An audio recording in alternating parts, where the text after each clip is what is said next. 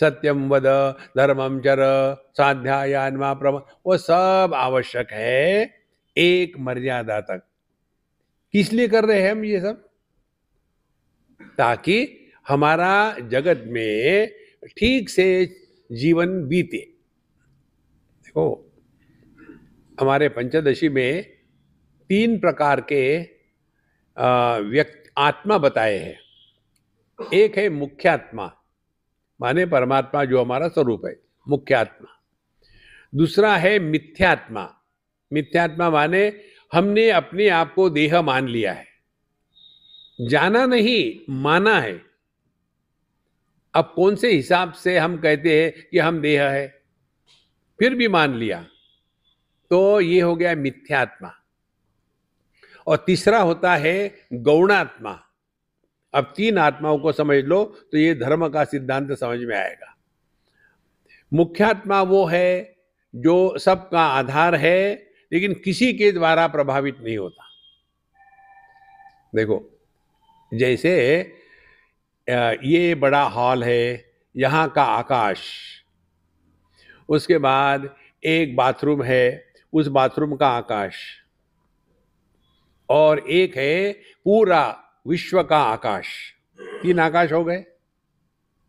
जो विश्व का सबका एक जो आकाश है उसको कहेंगे मुख्यात्मा। दूसरा आकाश जो है मिथ्यात्मा, ये एक घर मेरा है।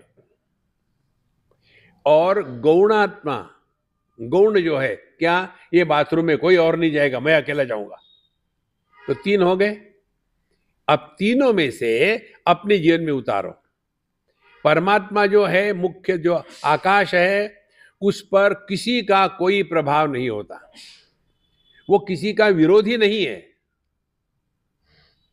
आकाश किसी का विरोधी नहीं है, सबका समर्थन करता है, लेकिन विशेषता क्या है, किसी के द्वारा प्रभावित नहीं होता।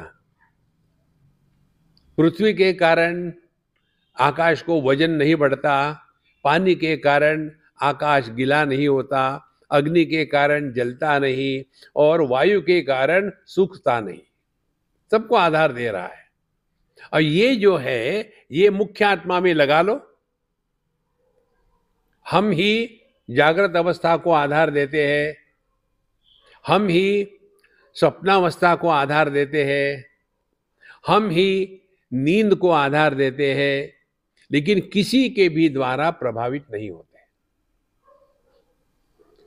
ये है मुख्यात्मा, ये है अपना असली स्वरूप। तो अध्यात्म क्या हो गया इसका अर्थ? अध्यात्म माने हम किसी के विरोधी नहीं। देखो, बिल्कुल सिंपल बात है, कठिन नहीं है महात्माओं। इसीलिए यह मुख्यात्मा अपना स्वरूप है। फिर मिथ्यात्मा क्या हो गया? मिथ्यात्मा ये हो गया, हमने अपने आप को मान लिया है, मैं स्त्री हूं, मैं पुरुष हूं। देखो, आजकल बड़ा चल रहा है ना, ढोल गवार शूद्र पशु नारी सब ही ताड़न के अधिकारी। कोई भी ऐरा गहरा नत्थु खैरा इसके ऊपर प्रवचन करने लग जाता है। जिंदगी में कभी उन्होंने रामचरितमानस पढ़ा नहीं, किसी ने उनको चाबी भर दी पैसे दे करके और शुरू हो गए। शास्त्र का अध्ययन अपनी मर्जी से कभी नहीं करना चाहिए, उसके द्वारा नुकसान होता है, लाभ नहीं होगा। तो ये जो मिथ्यात्मा है, ये अपने आप को कुछ ना कुछ मान के बैठते हैं कि हम तो बड़े ज्ञानी है, हमने पढ़ा है, ये किया है, हम स्त्री है, हम पुरुष है, हम ब्राह्मण है, क्षत्रिय है। ये हो गया है मिथ्यात्मा। एक बार हमने अपने आप को देह मान लिया, उसके बाद तीसरी जनरेशन 3G, तीसरी जनरेशन क्या है? फिर मैं पति पत्नी भाई बहन माँ बाप सास ससुर। तो कितनी आत्मे हो गए? 3।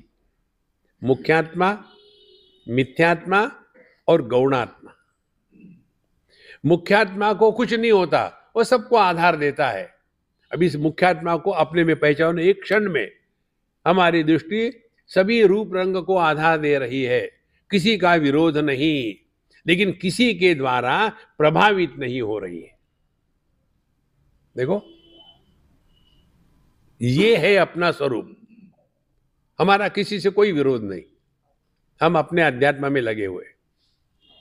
फिर मिथ्यात्मा क्या हो गया? मिथ्यात्मा ये हो गया कि मैं किसी से अच्छा हूं, बुरा हूं, कंपैरिजन शुरू हो गई, मिथ्यात्मा आ गया।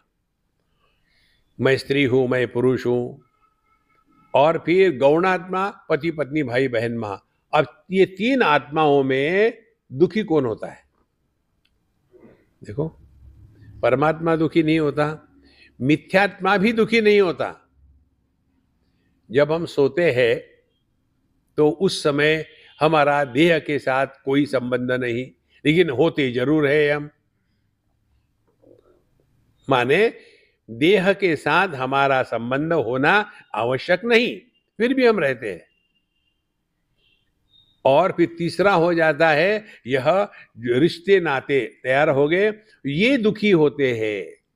अब और सूक्ष्म चिंतन करो, पुरुष एक है, वही पुत्र बनता है, वही पति बनता है, वही पिता बनता है। दुखी होने वाले ये तीन जो है, ये दुखी होते हैं, आदमी दुखी नहीं होता। अब इस आदमी से पति को अलग करके दिखाओ। देखो, जैसे अपना कंपाउंड है, ये कंपाउंड तक रोटरी क्लब का एरिया, उसके बाद पब्लिक का है। इसी प्रकार से क्या हम बता सकते हैं कि यहां तक के आदमी है, इसके बाद पति है? तो ये जो जितने भी रिश्ते नाते हैं, इसी को हम बता रहे हैं, ये गीला कचरा है। और कचरे को ज्यादा मत रखो, निकाल डालो। और सूखा कचरा क्या हो गया? ये दुनियादारी की वस्तुओं को इकट्ठा करना। इससे निकलने के लिए हमको ये बता रहे हैं कि धर्म के अनुसार जीवन जिएंगे तो अपने आप में कंट्रोल आ जाएगा। यही मुख्य प्रयोजन है धर्मशास्त्र का। और कोई भी व्यक्ति प्यार से नहीं मानता, मानता है डर से। देखो,